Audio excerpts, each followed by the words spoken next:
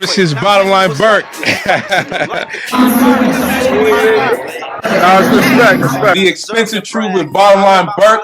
The expensive truth with Bottomlineburke. The expensive truth with Bottomlineburke. And that's straight to the bottom line. This is Bottomlineburke. I'm not going to waste a lot of time. I'm going to get straight to the bottom line. Today, I have a very special guest on The Expensive Truth with Bottomlineburke. You know, God is funny.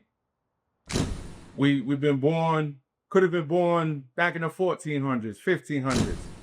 But I know that there's a reason why certain people are born at the same time and end up in the same place.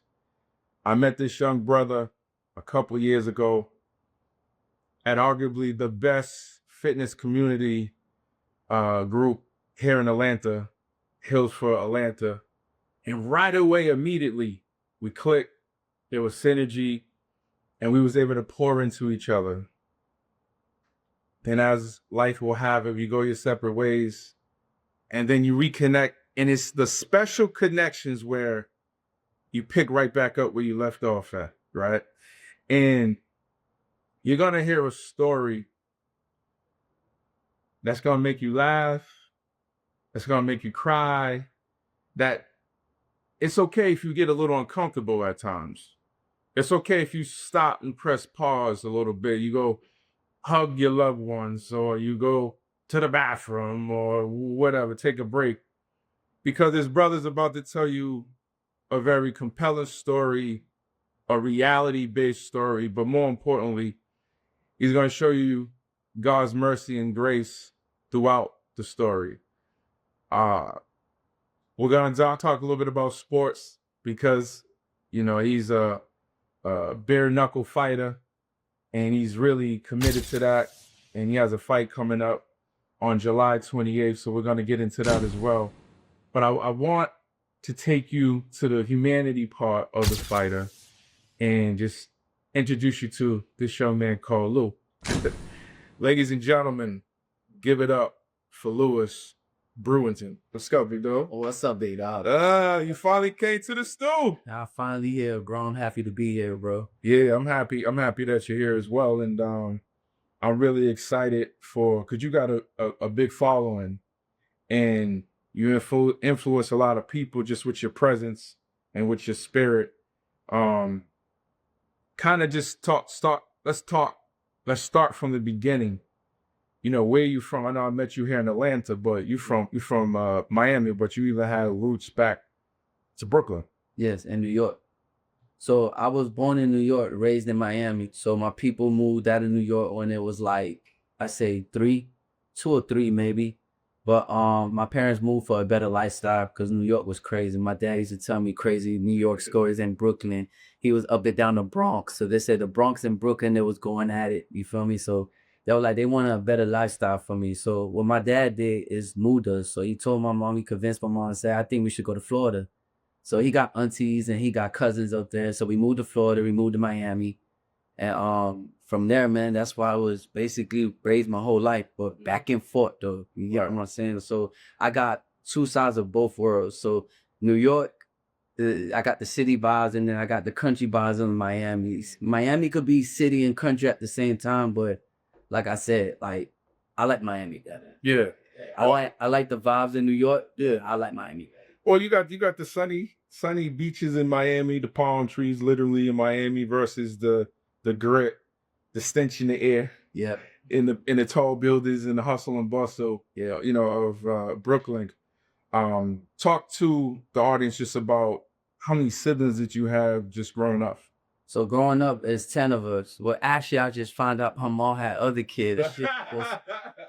That's the crazy part. I'm just now finding this out, and I'm like 34 years old, and I'm just now finding. I'm like, Mom, why you been hiding this from us? Right. So all together, it's 15 of us. Oh wow! But from my father, it's actually 10. Okay. You feel me? So she had other relationship with another man, and she had like 4 kids or 5 kids from him. You feel me? So growing up in a house full of kids, man, different personalities, man, we fighting every day. they disagree on this, I disagree on that, and there's always bumping heads. But it's with the boys, though. The girls are mostly chill. Yeah. They wasn't really too concerned. They might have been concerned in making sure they ate. Yeah, but that's Oh, they got the right position on the beds, and how was that structured? Just as far as, was it a situation where you had one bed, 3 people on each bed, or how did you guys manage to all sleep at night? And what's so crazy about that, Jamal, bro? Like, let me tell you what's so crazy growing up in a house full of kids, right? So my mama was raised basically that Section 8. You know what I'm saying? So they gave her a voucher for I think probably like 3 or 4, but we didn't have no furniture. Okay. So it wasn't no beds we were fighting for. It was actually positions like, man, move over, like outside.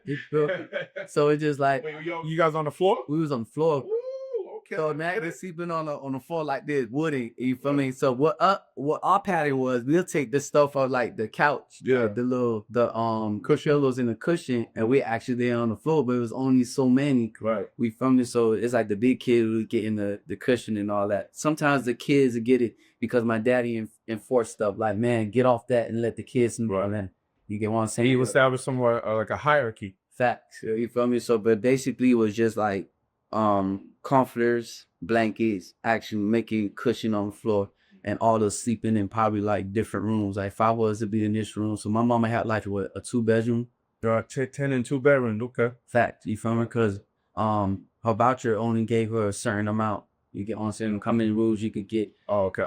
Then we upgraded to like a 3 or 4, but you still was bunched up. No couch, no bed. You get what I'm saying? And then a program helped her to get bunk beds and all that. So they gave her bunk beds, they gave her a couch, but having 10 kids and being a woman, raising them on your own, bro, we destroyed that. You know what I mean? So it was never enough. It was never enough. You feel me? So man, going through that situation and going through different personalities with my brothers and sisters and fighting, it was literally fights every day. You feel me? So my mom couldn't like enforce discipline because you were running away all the time. Like, we out, like we didn't hit, or she'll call our daddy to enforce discipline, but we was never home. Right. Yeah. I was different. Well, that fighting spirit, I mean, that's kind of I went to one of your fights, not your last fight, but your previous fight, and I was like, yo, there's 2 Lewises. You know what I'm saying? Like, it's the Lewis that's at the hills, that's encouraging people.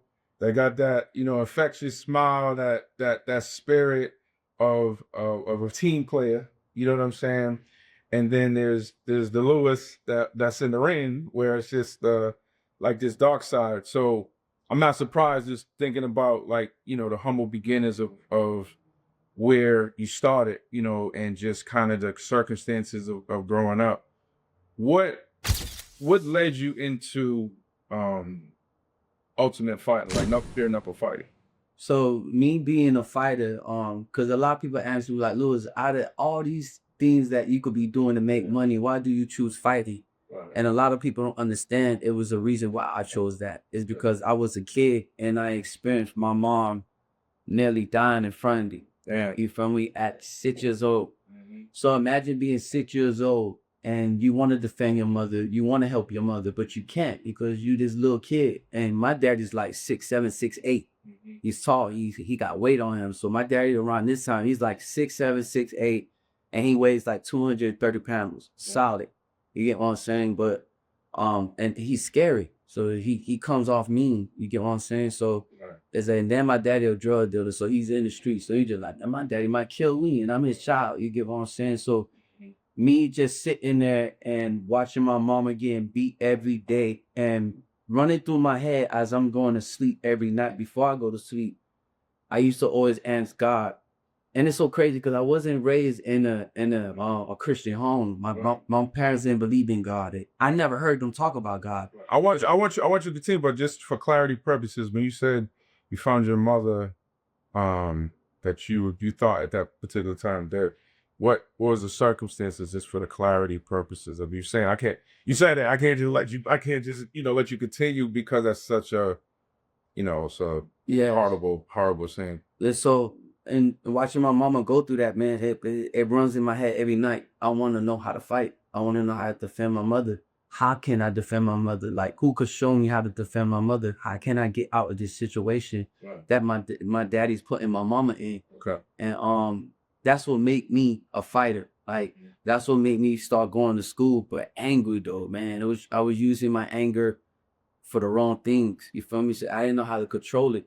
And I'm just like, I'm not angry. It wasn't the anger problem. It was about the way I react on certain things, like my reactions. You get what I'm saying? Because you could be angry. We human. Everybody. Regular emotion, right? Yeah, it's regular. You get what I'm saying? So it's not wrong to be angry. It's how you handle anger. Yeah. You get what I'm saying? It's how you use that as a weapon. Then it could be a weapon. You feel me? So me using that as a weapon, I was using it in a negative way, going to school beating on kids because I feel disrespected. So are you saying you was going to school beating on other kids where you felt disrespected? Is that because what you're saying without saying is that your father, you was experiencing domestic violence at home, your father was beating on you block at home? Yeah, I used that and just like, man, I can't fight my dad. Right. I'm gonna beat these kids up that disrespect my brothers or my sisters or even me. Right. You get what I'm saying? But I wasn't verbal, like, see how vocal I am with you and being verbal with you. I didn't know how to do that. Yeah, because at that time you're like, how old are you? 6. Yeah, so it's just, yeah, you don't have the words to express your emotions, and I would imagine at that particular, I'm not no, clinically doctor, therapist, or anything like that. I would love for the ones that are professional therapists and clinically trained and psychoanalysts and therapists, stuff like that, to comment or share your thoughts on it. But yeah, you don't have the words to express or articulate your emotions because your world as you know it as a 6-year-old is shattered.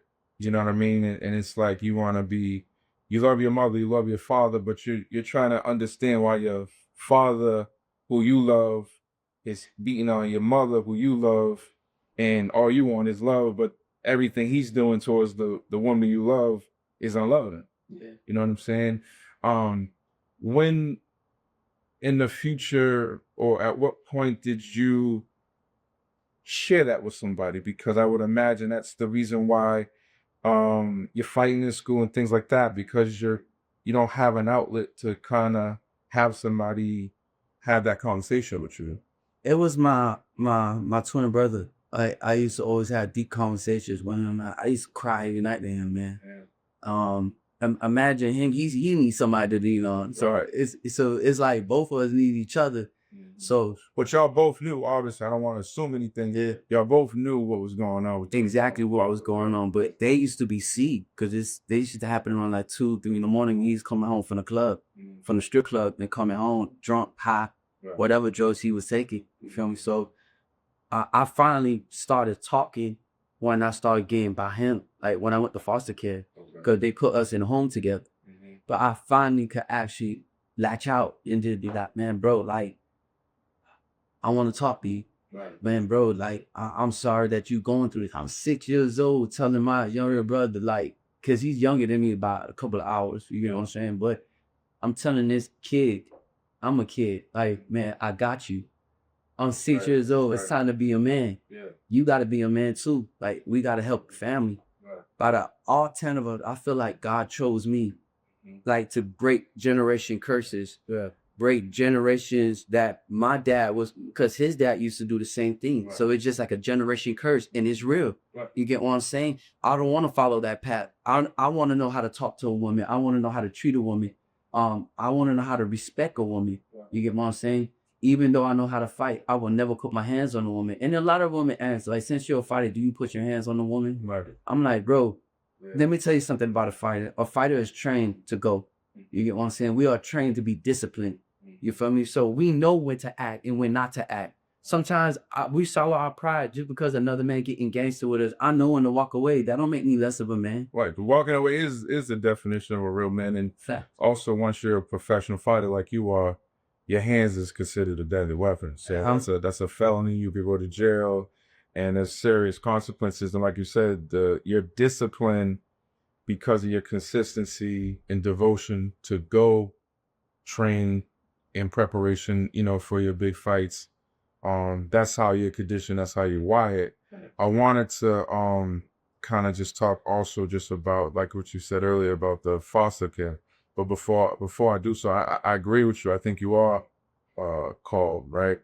And many are called, few are chosen. And just listening to your story thus far, what's woven and everything that you're saying is like God's mercy and grace. You know what I mean? And I they always say, God knows your heart. God knows your heart. And every time I hear you speak, I hear that. And you said that you was in a foster home, and I kind of wanted to just have you share how did that happen, because you went from a 2-bedroom to 3-bedroom apartment, 10 of you guys, and then you mentioned a foster home. So how did that transition take place? So how did I end up going to foster care? Because there's one night that I experienced my mama, like watching my mama take her last breath, like fighting for her life. I was 6 years old before we was taken away. So when I watched my mama, I don't know what happened. I just heard muffling, like my daddy was smothering her mouth, and I could hear like kicking, like she's fighting for her life. So as I'm asleep, like I woke up in the middle of the midst of everything, and everybody else is asleep. So I'm just like, I woke up in the middle of the night, and I cracked the door. And when I looked in the hallway, my mom was laying by the washing machine, and it dried in between me. Like her arm is like this, and she's laying on her head. My mom is not moving at all. So as I seen that, I went through this back door where the pool area was, and me and my brother Ben created this little net, a little hole. You know how the pool got protection from the lease and all that? It's like a net that covers everything. So I broke a hole, and I went through it, and I ran through the back. As I ran through the back, I'm running blocks, like to get help, because I don't have to catch me. If I go next door, he's going to know I'm next door. Right. You feel me? So I'm panicking. I got no shoes on, no shirt. I'm in my drawers. You feel me? So I'm running down the block, and I'm screaming help. I'm like, everybody's asleep. So I see people turn on their lights. So I bang on his neighbor door, and as I'm knocking out and panic, I'm panicking, like hurry up and open the door before my daddy catch him, because I know he heard the door open. You get what I'm saying? So the lady reached out and grabbed me inside. So when she grabbed me inside, she like, what's wrong? I'm like, my mama need help. Like my mama's dying. So she was like, who's killing her? I'm like, my dad. Like, so I broke down in tears. I'm like, please hurry up. Like my mama might die by the hands of my father.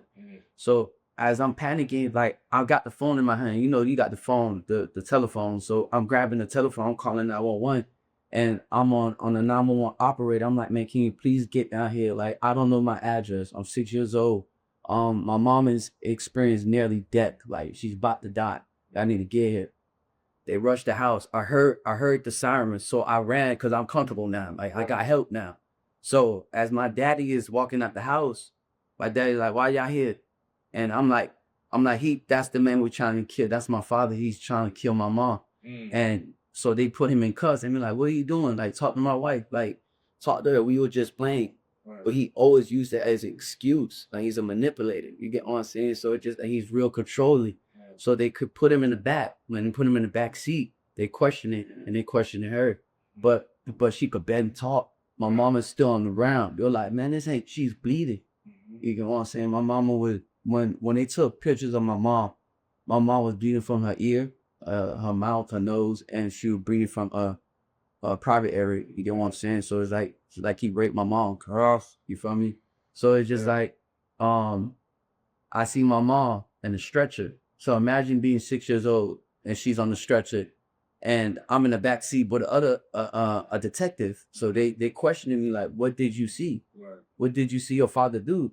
And I'm thinking I'm doing, like, not knowing I'm about to break this home. Right. You get what I'm saying? And I'm thinking I'm doing a good thing, but I want my family to be together. And you feeling relief. Finally said out he could help.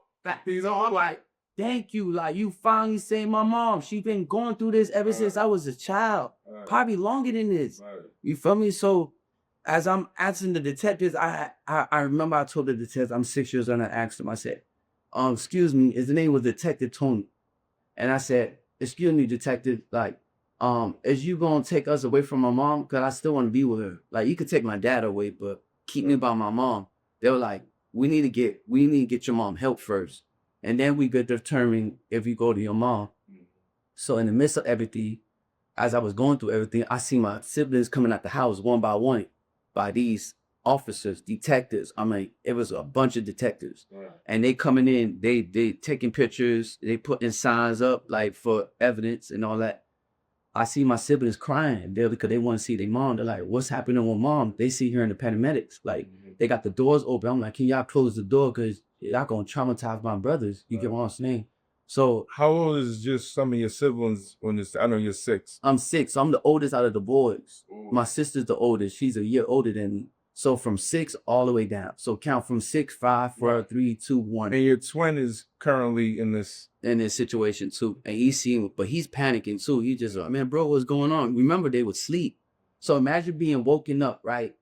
Detectives waking you up, escorting you out the house. And then when you exit in the house, you looking for your mom and you see your mom bloodied up.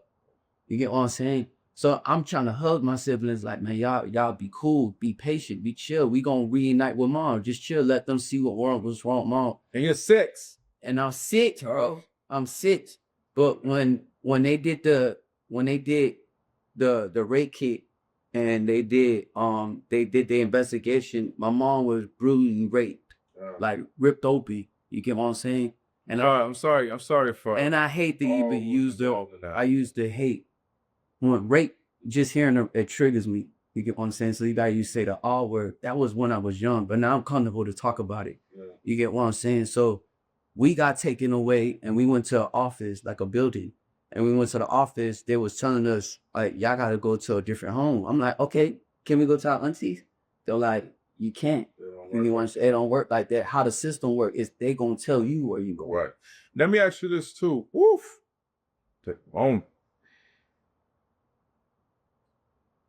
A lot of the incidences that you described, you always say, oh, my brother was asleep, or I was asleep.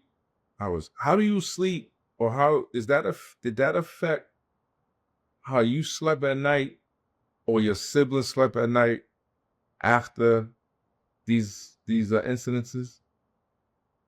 It did. Like, I used to cry at the night. I'd be like, man, damn, like, why my mom would have to experience this? We get what I'm saying to her. Going through that situation for my mom, I just wanted better for my mom. I could take all that pain. Like, even if I'm 6 years old, whatever my dad do to me, he could beat me. I don't care about that. But protect my mom. That's my queen. You get what I'm saying? I want the best for my mom because she was trying her best. But 10 kids. Imagine being a single mom being beat every day and trying your best to feed us. That's crazy. You get what I'm saying? To provide housing and to provide a roof over her head, to provide us to get to school every day. She ain't had no vehicle then. My dad did. But every time he was out, she couldn't get us to school. The school bus got us to school. You know what I'm saying? Sometimes we miss the school bus, we have to walk. Right. You feel me? But looking at my mom waking up every day and watching her go through this, and she still was fighting for us to have a good life, made me cherish woman. I mean, like, man, y'all don't understand what a woman go through, bro. Being pregnant by herself, like, it's stressful. You get what I'm saying? And then you being pregnant, getting knocked up by a dude that don't care for you. You know what I'm saying? That's not providing for you.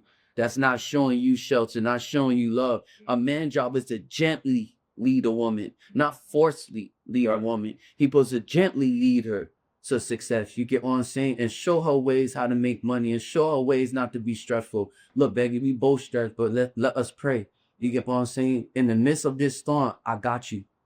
Absolutely. You know what I'm saying? So yeah, a man. What up, 7? Thank you for sharing that, man. And I commend you for your strength and your courage to share the story on this platform. You know, these are the stories like this where God put in my heart to create a platform like this. That's why I call it the expensive truth. What you are demonstrating is the epitome of what this platform represents. And it was designed with you in mind. You know what I mean? And just furthermore, just as far as with your father and everything like that, anytime a man hits a woman, you could tell they hate themselves. Yeah, it's a lack of love for themselves and things of that nature. One thing that is abundantly clear, listening to you and just looking into your eyes, is that you love your mother. You know what I'm saying? And have you ever, and you love yourself. and you love yourself. Have you ever took the time to have a conversation now that you are able to have those difficult conversations and express your emotions? Have you ever revisit that 6-year-old Lewis that had to, like you keep saying, be a man, but you're not a man. You're a 6-year-old, you're a kid. Yeah. But I understand because of the man that's in the house isn't acting like a man, you feel like you have to fulfill that void. Have you had time to talk to the 6-year-old Lewis that had to shoulder so much at such an early age? I did, and how I revisit my 6-year-old when I was a child, and as an adult, I go back to my past, and how I revisit that is talking to my father. I will. Is he alive? He's alive. Okay. Yeah, I was holding a grudge against him, and I couldn't sleep. And I kept like, man, why I can't sleep? I'm dreaming about my mom getting beat. I'm dreaming about hateful things about him. Like, I want to kill this man. Like, you make me endure all this pain as a kid. Now I'm suffering as I grow older. You get what I'm saying? Verbal abuse is worse than physical abuse. And I tell you this, because if I could punch somebody in their eye, they could recover from that. But as a child, if your father tells you you will never be nothing or hate you, that would stick with you until you old. Right. You get what I'm saying? So I was holding this grudge against my father, and I had to release it. Wow. Like, I had to release this pain. You get what I'm saying? Because it was so built up in me that I was just hurting other people. So I didn't understand it. You get what I'm saying? I didn't know what the definition of what a grudge mean. You get what I'm saying? Until I had a therapist. In foster care, you get a therapist, you get a counselor, and they work through things with you through your mental and try to help you. And how to rewrite the story. Facts. You got it. Because you keep saying, I hate you, I hate you, I hate you. Like, you just have to find the words of story how you want to say that's going to give yourself nourishing love, forgive him, forgive yourself, and be able to start anew. Facts. So as I remember, like, I was 16, my daddy had just got out of jail. Remember now, my daddy went to jail when I was 6. I was 16 when I first visited my father. They gave us the opportunity to visit him. They offered the kid. They were like, because the counselors are going to ask you, the therapist is going to ask you, the courthouse is going to ask you, the judge, the lawyer, your guardianship member is going to ask you, like, hey, Lewis, how you feel about seeing your father? And I looked at my therapist's eyes and I said, I need to see him. I want to see him. They're like, what is your reason why seeing him? Like, are you going to fight him? They going to ask questions. So I'm just like, I'm not going to fight my father. I just want to release where I need to release as I wanted to as 6 years old. So I revisit that when I sat down with him. We were sitting chair to chair just like this. And my father just bust out crying. He was like, I'm a changed man. And I didn't know if he was or not. I don't know if he was manipulating me. I don't know if playing mind games with me. But I know one thing. I know my purpose is to tell you what I need to tell you. And I looked this man in his eyes and I said, what you did to mom and what you did to all of us, like, you caused trauma. You get what I'm saying? You caused pain. You inflicted real wounds on us. You get what I'm saying? You was cut and you bled on us. You get what I'm saying? Instead of healing that wound or help having somebody help you heal that wound. You feel me? So I looked my daddy in his eyes that day when I visited on 16 and I said, man, I forgive you. Wow. I forgive you. And I hugged him and I told him, without me forgiving you, I can't move forward. Yeah. Speaking of moving forward, man, this is grip. I told you. Lou's being extremely honest, transparent. And for those of you who are also going through that, seek help. And this is just part 1 with Louis Brewington. And this is the expensive truth. We'll be back after these messages. Welcome back to the expensive truth with Bottomlineburke. Special guest is with Louis Brewington, who bared his soul and gave an extremely powerful testimony in part 1. For those who haven't had a chance to take a look, I highly encourage you to start at part 1 because it's certainly worth it. We ended off, Louis had a riveting conversation with his father, and anything else you wanted to add about that moment where you had a chance to forgive and follow? Yeah. Those that's watching, or even if you hear about it, forgiveness is the biggest thing to move on in life.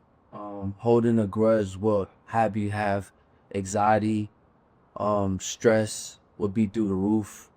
You not forgiving somebody, man, it's not gonna get you to heaven.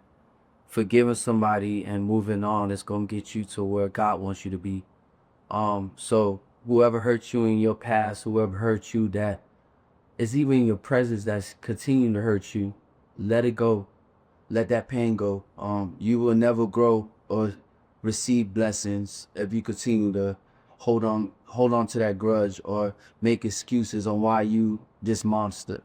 I use my pain as a testimony to shed light to other people that's going through or been through what I've been through. To forgive people and move on in life is the biggest blessing that I ever did in my life, was to look my father in the eyes and told him I forgive him. So my message to everyone that's looking in right now, or even if you hear this podcast, or somebody, a friend told a friend, my message to y'all, man, forgive and move on, man. No, that's so important. I'm glad you shared that because, the most important person in your life is yourself. The most important voice in your life is yours. And the most important people in your life are in your future, because you decide who stays and who goes going forward. You didn't have that choice as far as who your parents are, but you certainly have that going forward as far as your friends and ultimately whoever you decide to have a family with. Speaking of family, you, as God would have it, he redirected you into a gym where it's a very constructive place to get out that anger you mentioned earlier, to actually revitalize you and to activate the happy hormones. Because you and I have that kind of in common. We have like big personalities. Yeah. We speak with strong convictions and we try to help each other.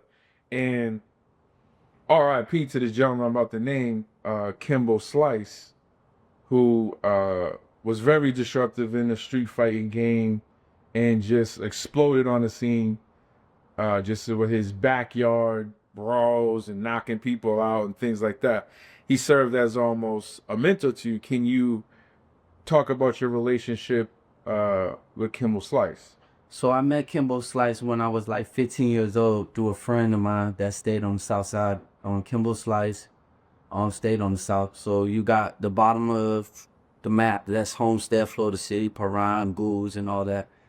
The list goes on. But I met him through a friend, and he was like, "Man, Lou, like, you want to make some money?" I'm like, what, bro? Like, I'm 14, 15 years old. Of course, I wanna make some money. You feel me? So I bumped heads with him. I guess that was a close friends to him. He was older than me. So he introduced me to Kimbo, and he was like, "Man, this young man right here, he wants to fight." I'm like, "Can you fight?" That's the question, because you could want to fight, but can you fight? Right. You feel me? I'm like, "Man, it's only one way to see." Like, how we gonna find that out? I'm like, get in the backyard. So off rip, that same day, I'm talking about, I told him I know how to fight. I was nervous. I'm like, "You got to put me in the backyard now?" Like, I'm not mad. Like, I'm not even angry to fight. You get me what I'm saying? So we just like, "Man, come in the back." So we was in the back of Kimbo Slice's grandma's house, or his mom's house, whoever house that was. And I went in the back, and there was a couple of guys back there, a couple of teenagers. And he was just like, "Yo," he picked this guy named Tree, and he was known named Booze. So rest in peace to him. We died. Somebody shot him. But he was back there, and when we was back there, we both took our shirt off. We were just like, "What's up?" Like, we went to hitting. It wasn't no win, it wasn't no loss. So you get what I'm saying? Nobody fell, nobody got knocked out. Like a test. It's at the test. Like, okay, oh yeah, he a dog. I like him. Where you from? I'm from Opelika. And then just, "Oh, you from Opelika? This the south side." So it's immediate mutual respect. Facts off rip. Like, you get what I'm saying? They respect me because I didn't back down. And because when he offered me, most men be like, "I'm not ready." Like, not right now. Yeah, same day. Let me go get my mind around. Get what I said? Let me go train. Let me go hit a couple of weights. Let me go run real quick. It was none of that. It was just like we both was out of breath. We both looking at each other, hands on our knees, like, You feel me? Just like, man, I respect you, you respect me. We dapped each other up. Yeah. And it was just from there, Kimbo Slice is just like, are you in school? I'm just like, nah, I'm not in school. You know, like I'm in school, but I'm not going. You get what I'm saying? So you're just like, man, I want you to finish school, but I could make you join this gym, but you gotta promise me something. Stay out of trouble, get your education, and make sure that you don't go to jail for nonsense. You get what I'm saying? I'm gonna take you to where you need to go at, because you talented. You got that talent in you. He sees something in me. You know what I'm saying? So, exactly. So I kept that promise when I said, man, you know what? I'm not gonna get in trouble in school no more. I joined the gym through him, American Top Team. Once I joined that gym, I was going to the gym that he normally started first with it, and then I moved. So when I moved, it was still under the brand American Top Team, but it was in Kendall. So I met Yoel Romero, Jorge Masvidal, all these Dustin Poirier, all the big names that's in the UFC through him.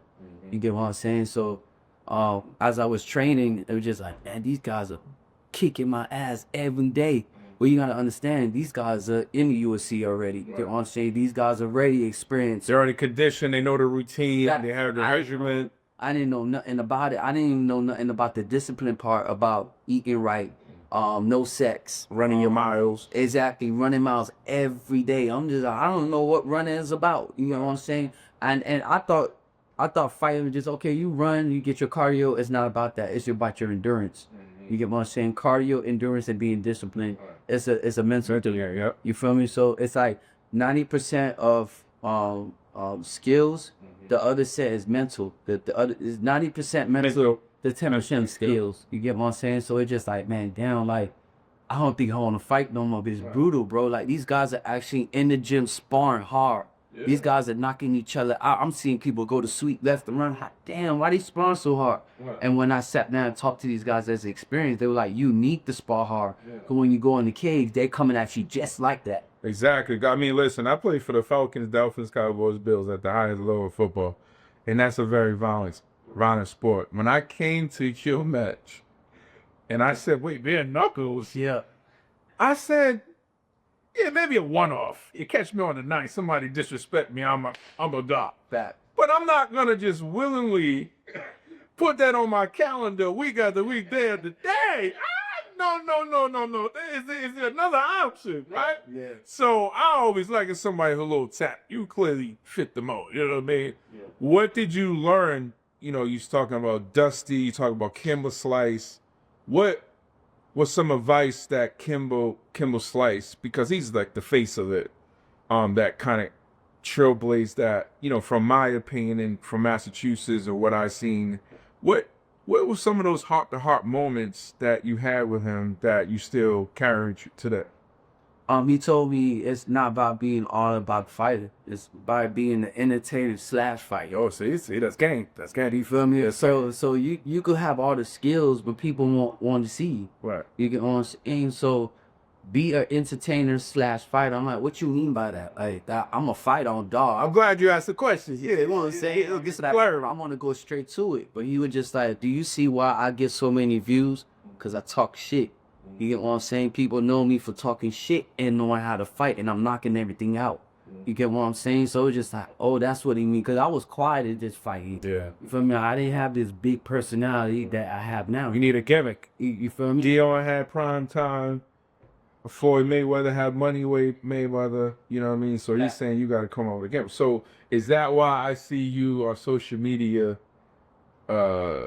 talking brash and, you know, back and forth with some of your competitors and stuff? I was like, yo, this ain't the dude that just running up the hill. Nah, he really talking that talk. So that's what actually drew me to that, because I'm the type of person just like, I'm not talking to you, or I'm going right in your shit. Right. You feel me? I'm going for the net. Fact. Yeah. You're going straight to the jugular. Right. I'm going for the kill. But when Kimbo installed that in me, just like, you have to sell yourself. You're a product. You feel me? Like, you are marketable, dude. It's like, you got a big personality, you feel me? But you got to let the world see it. Right. You feel me? Don't be ashamed. Like, don't be afraid, because people going to look at you like, I don't like him. Right. They didn't like Jesus. There you get what I'm saying? So it's just like, you ain't the first person they going to say they don't like. I was scared to shine out. Like, I been had that personality. I just was afraid to come out my shell. You feel me? Because what I've been through in life, it's just like people gonna judge me, people gonna hate me, people gonna push away and say you doing too much, or they gonna shy away from me. I'm like, I ain't gonna have no friends. But as I got comfortable and started being in the gym around these different personalities and they shining, I'm just like, I want to be like this. You get what I'm saying? Now I can actually show who I am. So I'm in the gym, I'm talking my shit, and then people accepting me. They're like, you know why they was accepting me? Because I was original. You get what I'm saying? I'm not trying to put on this facade where I'm pretending to be somebody else. Yeah, you got to be authentic. That's how it translates. Facts. And so, like, the more time I had a chance to spend time with you at the Fineo gym or at Hills, it was like, I see the layers. You know what I'm saying? And so, and just listen to you hear us talk with such strong acceptance and ownership of your past and, you know, empowering yourself to change your future. You know, I'm excited about the next matchup because I will say, since you're on the show, I can't be on the show without beating Jamal. You know, talking about authenticity. I can't. I'll be ducking and dodging. You know, you can't do that. Not if you're a football player. So I remember going to the fight. I brought some good seats. You know what I'm saying? $120 seats. You know what I'm saying? This shit. Right? You, bro. Like, yo, you know.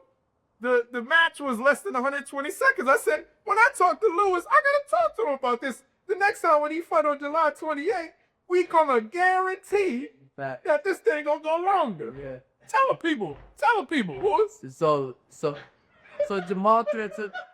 Jamal, not about that part. I'm talking about the next fight. We'll say the next fight, July 25th, man. I'm fighting the dude that actually knocked me out. You feel me? Well, it wasn't a knockout because I was asleep, but on paper, it says TKO.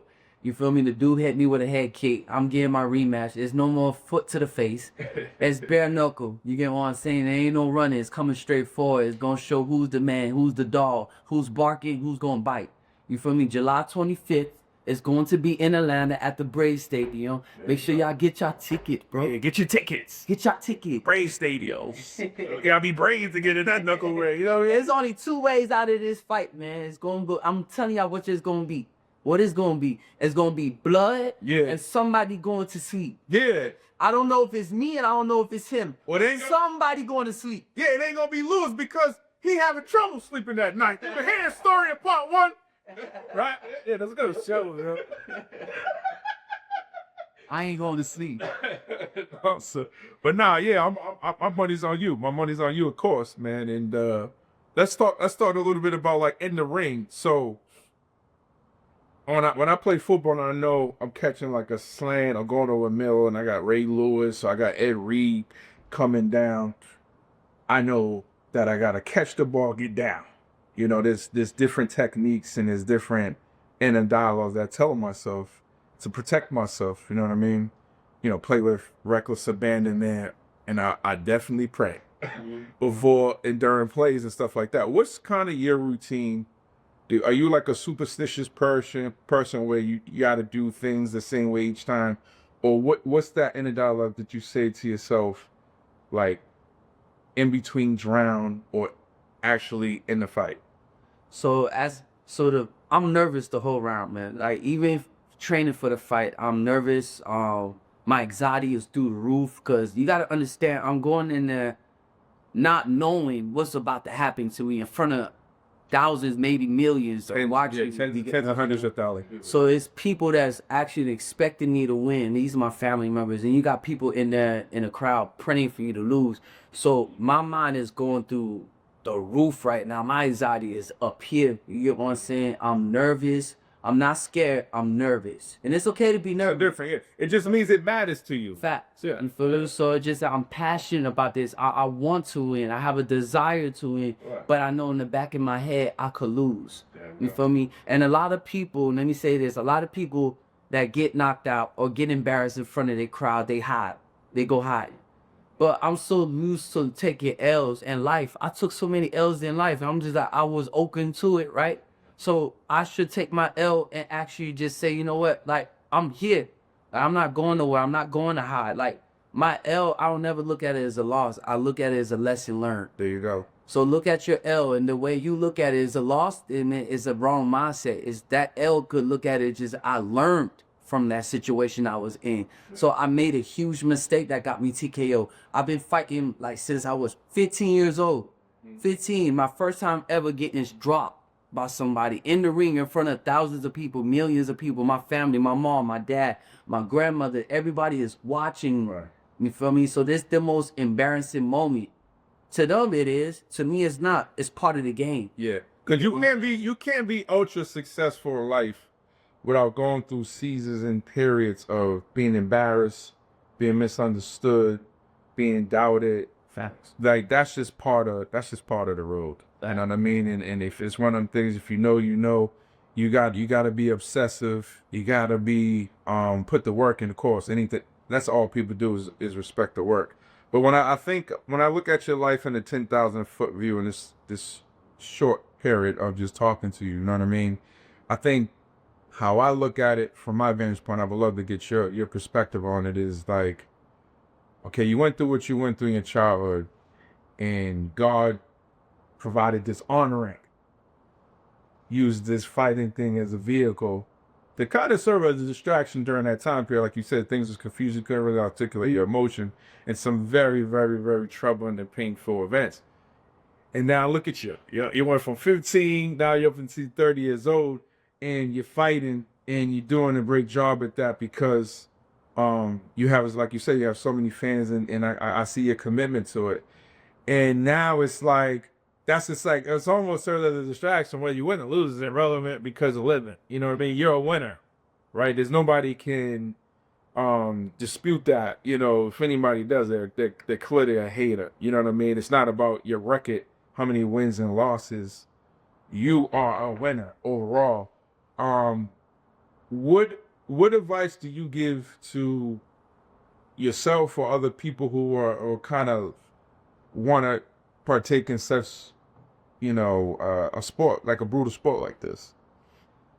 My advice to you, man, don't let the people criticize you and down you, because a lot of people take people criticizing them and they just say, you know what, I don't want to pursue this dream no more. So I use that as a weapon to uplift me. You get what I'm saying? To shut the people that criticizing me, to shut them up. You get what I'm saying? I could do this. A lot of people, like I said, were hired to go somewhere. You feel me? But I have a platform for a reason. God gave me this platform, and I'm using it to uplift other people. I'm not just doing it for myself, man. A lot of people think it is just like, oh, you need the money. It's not. That's not about the money, man. It's about me inspiring people, motivating people to fight through whatever you're going through. Every day is a fight in life. You feel me? I take L's every day outside of the ring. Every day. So when I do take an L in the ring, and just like this ain't nothing, I take L's outside of the ring every day. You get what I'm saying? Whether that's friends, whether it's financial problems, rather I'm going through it mentally. I'm take L's every day. I lose friends every day. Somebody calling me, somebody died. You get what I'm saying? So I use that and to take advantage of it. Just like, man, you know what? Y'all could criticize me. Y'all could judge me. Y'all could say whatever y'all want to me. But I'm a winner. Right. And I tell myself that. I don't need nobody to tell me I'm a winner. I look at myself every day and I just say, you know what? For me even doing this, name another man that would just sign up to say, you know what? I would let another man put their bone to flesh and cut me open. You get what I'm saying? Right. Every day. You get what I'm saying? So after I'm done what I'm doing, I don't see myself being a fighter at 40 years old, but it's a platform. You get what I'm saying? And I'm using it, like I said, to motivate people that's been through so much, bro. Rather you was homeless, rather you was in foster care, rather you been verbally abused, physically abused, if you feel alone, I'm the voice. You get what I'm saying? God is using me to uplift these people. Like, I know I have a calling. This is my calling, to motivate other people to do better, to want better. I used to be a gangster. I used to sell drugs. I used to rob people. I experienced jail. I sat down for 6 months. But in that time period of sitting down for 6 months, like, God used me to touch other inmates. I'm like, man, I'm sitting down for somebody else's crime. But God, I'm like, I know why God is putting me in this position, is he's going to use me as a tool to talk to these other inmates that feel like they got no family members. They feel hopeless. They feel like they're not going to beat their charges. And I motivate a lot of people. When I went to jail, out of them 6 months, I sat down with no bond and I was looking at life. those people that was in my life, that it was in those cells with me, in that unit with me, I prayed for them. I motivated them. I told them my story. And you don't know how many lives I changed.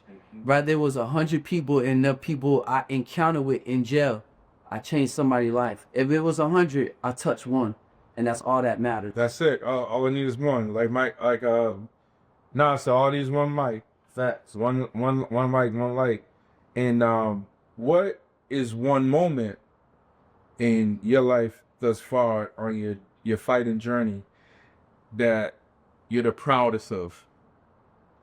The proudest moment I ever had in my life, man, is inspiring kids, man, that look up to me. And they said, Louis, I heard your testimony on YouTube. And that right there just made me look at life different, man. Just like, this is what the purpose is. Like, I used to be selfish. I used to just pray for myself and pray for my family. But my calling is to heal and touch other people, other individuals. Like, when God says share the gospel, is to share the word to the whole world. You get what I'm saying? I used to always ask God why I went through so much. And I went through so much so I could tell my story, what I've been through as a child, all the way to now. You get what I'm saying? And that you don't never know who you're gonna motivate. You don't never know who you're gonna uplift. That's true. For me, in a moment, even cross passing, some people have an expiration date on them. God stamps down on them. Like, this is your expiration date. You served your purpose in this person's life. You get what I'm saying? And you can't question God why this person left your life. You feel me? So my biggest motivation, if I encounter with you for 1 day or 1 hour or 30 minutes or 5 minutes, Right. I did something. You get what I installed something in you that's gonna live with you forever and the rest of your life. You feel me? So, like I said, God could put this person in your life to be temporary or forever. You get what I'm saying? But enjoy those moments, even if it's temporary, that you learn. People be like, man, that person cost me nothing but a headache and nothing but chaos. But you learn something from that person, no matter what you look at it. Like, you got to look at a negative situation into a positive situation. Like, what did I learn from this negative situation? What did I gain from this negative situation? You get what I'm saying? So stop looking at life as a negative thing where y'all go through so much. That look at it in a positive way and what God is doing for you in your life. What God is doing for you in your life, He put a special young lady in your life, right? And what I know about her is she don't hold you accountable. And I just have a question. You know, folks always talk about role playing and want to do role playing and stuff like that. Have you and your girl ever do the role playing to get you motivated for your fight? The whole Adrian and Rocky. You can't win. You know, y'all do the role play like that. Take the towel. You can't win. And then you go, I gotta go to the gym, and you put the music on in the car, and you hit a little horn. No. Nah, take her on nah. She most definitely not like that. She gonna tell me one thing before I get in that ring, before I get ready for my fight. She was like, you better not get knocked the fuck out in front of me. There you go, right? Oh, she get to it. Yeah, she get this. Okay. Ain't no bullshit. That's funny, man. I appreciate you coming through, man, and looking forward to the fight in July. We'll definitely be in the house, and you got a lot of support, a lot of people talking about it, and deserving so. And I just again want to thank you for taking the time, share your story, and this platform was designed for brothers like you who courageous enough to come tell your story, because the truth is expensive. That's why I've specifically named the show The Expensive Truth. But the thing that warms my heart the most is just listening to you and watching you and just feeling your presence and your essence. As you're a strong brother, you're a blessed brother, and you're gonna be able to do exactly what God put, as far as your purpose that you kept repeating throughout this conversation we had, which is you want to inspire others, you know what I mean, and always make sure you start with what you're doing. And so I just want to say thank you for coming to our show. Yeah. So next time in the gym, maybe we're gonna have to smoke right up. Might just say something slick to, hey man, you know what I mean? I don't know, I work on it. About your mind, nobody spawn your big ass. Your ass hit 9 my weak ass, my boy. That's a denial. Too, man. You already know I don't know about the box. You know what I mean? I'll stay. But nah, they're all the best, man. Yo, man, this is dope. This is dope, man. So there you have it, ladies and gentlemen. You know, that's Lewis Brewington getting ready to fight the fight of his life next July 28th, bruh, or 25th. July 25th, bro. Yeah. Talk. July 25th. I can tell July 28th. It's July 25th, bro. What's It's his on a Hey, Friday. what's this joker's name? What's this joker's name? Yo, his name Geronis Ross. Hey, Geronis, what, Ross? Geronis Ross. Geronis Ross. Do you know what this is to my left? That's gonna be looking you square in your mainland, like in your face. Geronis Ross, man. My message to you, I'll knock you the fuck out, bro. Simple like that. So I ain't worried about, bro. I'm knocking you the fuck out, bro. Yo, you is that? And Ron Sugar been knocked out. He been knocked out before. Oh, you been? Not by Lewis, though. Not by Lewis. Not by Lewis. Yo. Nah, this is great, man. I'm looking forward to both of you guys. One of y'all gonna be right, one of y'all gonna be wrong. You know what I mean? But till next time, this is Bottomlineburke, and take care. Yeah.